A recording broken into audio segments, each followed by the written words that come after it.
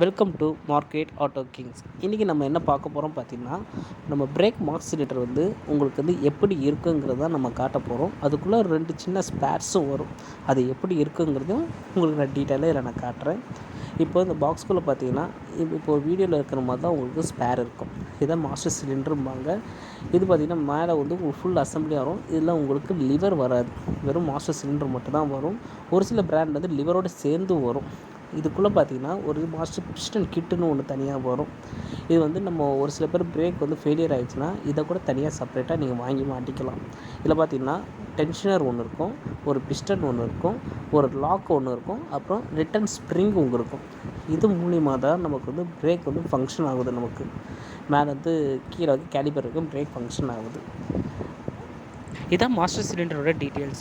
உங்களுக்கு தான் ஸ்பேர்ஸ் பற்றி டீட்டெயில்ஸ் வேணும், மறக்காமல் கமெண்ட் செக்ஷனில் கமெண்ட் பண்ணிட்டுங்க. தேங்க்யூ.